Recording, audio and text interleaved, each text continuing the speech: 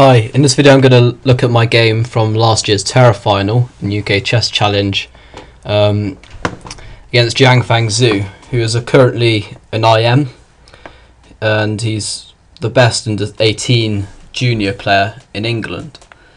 He's rated 230 ECF, whereas I was rated 209 at the time, so last year, and he's got a theatre rating of around 2,450 at the moment. So obviously a very strong player. I was playing him in the last round of the tournament, both going into the last round in joint first with 4.5 out of 5. So the winner of this game got first prize of £2,000. So obviously a big game to play for, and unfortunately I lost in the end. But okay, it was an interesting game nevertheless. So E4, C5, so I was white here. Knight F3, D6, D4, Knight F6. So Y.Zhou does this quite often, where he tries to confuse his opponent.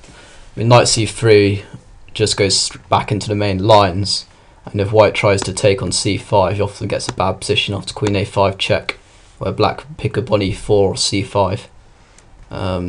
So Knight C3 just gets back into the main lines, and now black has to take, knight takes, and now G6. So it's going into the Sicilian Dragon, which I was planning to meet with the Yugoslav attack, where, if you don't know what that is, that's where white plays F3, Queen D2, castles queenside, Bishop C4, although I tend to castle before playing Bishop C4, depending on what they do.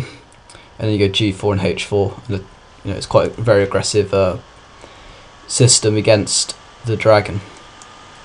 So here, Y.Zhou played A6, which is his very famous Dragendorf variation Sicilian, which he very much enjoys and played, I think, for most of his life now.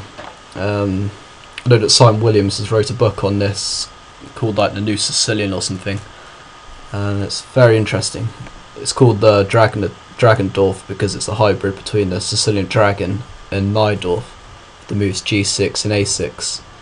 And what black aims to do in these positions is to play B5 and hold or delay the development of the bishop and castle kingside. And he often meets any G4, H4 attacks with just H6, where after G5, obviously the knight wouldn't be here, but you could play H5, and after H5, black could play G5, and block up the kingside. So I played F3, B5, now A4. So this is the main way to play against a Dragendorf. So immediately putting pressure on the B5 pawn, and after B takes A4, white gets a very comfortable position. The rook takes A4, and of course white's not going to castle queenside still. He's going to develop his bishop to C4 and castle kingside, which is going to get a good position, and this A6 pawn's very weak for black. So Y.Zhou played B4, which is the main move. Knight D5, knight takes D5, E takes D5, and now bishop to G7. So now black develops the bishop, as he knows that if white tries to play Queen D2, castles queenside, G4 and H4, he's going to get a very bad position, because castling queenside with your pawn and A4 is going to create a lot of weaknesses. So I went Queen D2, the idea of maybe grabbing on B4, which is weak, or playing Bishop H6. So Bishop came to B7, immediately attacking the D5 pawn. Now I play Bishop C4, defending, so developing a piece. And I came to D7, which is quite an annoying move actually for white, because it's immediately threatening to go Knight B6, winning a pawn. And also in some lines, if I just drop Bishop out to B3, the knight might come to C5 or E5 or F6. So it's very flexible, this system. And if Queen takes B4 here, it's a load of rubbish, because Rook B8 gets black a lot of counterplay. So Queen, I played A5 here, which is a good move because it stops black from playing A5 in the future, securing the B4 pawn, and also prevents knight to B6. also had ideas of playing rook to a4 and capturing the pawn this way, since queen takes b4 is met by rook to b8. So now queen to c7, attacking the bishop. So bishop back to b3. Once again, if queen takes b4, then rook to queen takes b4, rook to b8. Threatens bishop takes d5. And so white needs to move the queen and also defend the bishop. So if queen c3, for example, then black could play knight f6 and just try to regain the pawn, or he could just play knight to e5 and play castles, rook fc8. He's getting a lot of pressure here, so he's threatening to take the bishop on c4 straight away. So this is no good for white. So I played bishop to b3. Other moves don't really make sense. Bishop a2, then just queen takes a5. And now I've also blocked my rook from going to a4, so it's a bit stupid. And any bishop retreat to either d3 or e2 just loses a d5 pawn. So bishop b3 makes sense, defends the c2 pawn, which often becomes weak in these variations, and also prepares ideas of bishop to a4, and maybe controlling c6 square. So Yang Feng played rook b8, just making sure I can take on b4, and now I played rook a4, planning to take on b4 with the rook. So Yang Feng castled, and after rook takes b4, he's happy with this because he can just play quick queen takes a5, really gaining his pawn, and now I played castles, which sets up a threat immediately. So say if Yang Feng played a stupid move like h5, then white can just play a quite clever tactic here. After knight c6, so forking the queen and rook. So after bishop takes c6 and rook takes b8. And obviously rook can't take on b8 because queen takes a5. So therefore the queen has to take on d2. Rook takes f8 check. And if king recaptures, bishop can recapture the queen, and white is simply just winning his position as he exchange up here.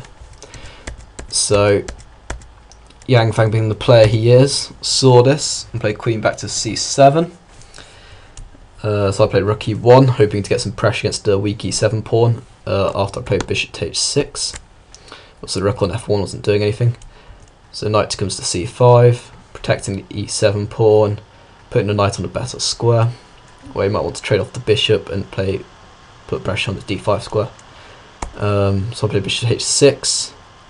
It's quite an interesting move actually, because now if black doesn't play precise, then you can get destroyed very quickly here. Because after knight f5, I'll be putting pressure on e7, g7, threatening to play rook to h4, and obviously f can't take on g5 because of queen to g5, and so this becomes very dangerous for black.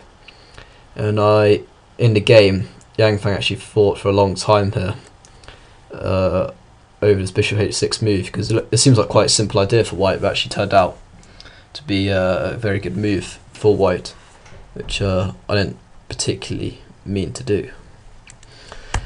So after knight takes b3, I think there's only really one way to recapture. Rook takes b3, blocks my rook coming to the h file. C takes b3, leaves my pawn structure very much weakened, and also the d5 pawn is then weak. So I played knight takes b3, which makes sense. Pawn d5 is now defended, and rook's coming to h4. So bishop takes b2, which is a good move by Yang Feng, because otherwise I think he's just going to get beaten here in this position. I mean, it's hard to see how he's going to defend this position. After rook h4, the plan is just bishop takes g7, king takes g7, and then queen to h6, where he's going to be getting mated. But yeah, bishop b2, another great move by him. So I play bishop takes f8, now bishop to c3, so pretty much just pinning everything. Now I played rook takes b7, which is a mistake. Here I should play queen to h6, which is a good move, because the black bishop can't take either rook, because a queen g7 would lead to checkmate. And so here black has to play rook takes f8, and after rook h4, one of my rooks is now not under attack and also threatening checkmate. and so rook has to go to c8. Or it doesn't have to. If rook to c8 is actually losing for black, because queen takes h7 check, king f8, so now knight d4, the threat of just queen to h8 checkmate. And if any e6 moves, I can play on pass on, white's completely winning.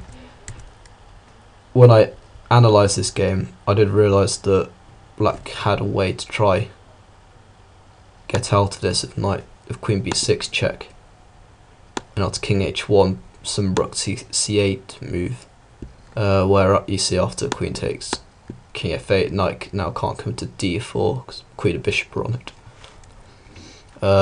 This is unclear, but white's still the exchange up in this position, but black has got some compensation for it. And back to the game, I played rook takes b7, it's a mistake, so I thought this was good, so after queen h6, but I just missed queen b8, which is a good move, because now after, if rook takes e7, rook takes e7, bishop takes e7, queen a7 check, picks bishop, so I'm not actually winning a piece here. So therefore I played rook e3 here first, and now to bishop f6, I'm forced to play rook takes e7, because my bishop would be trapped in this position.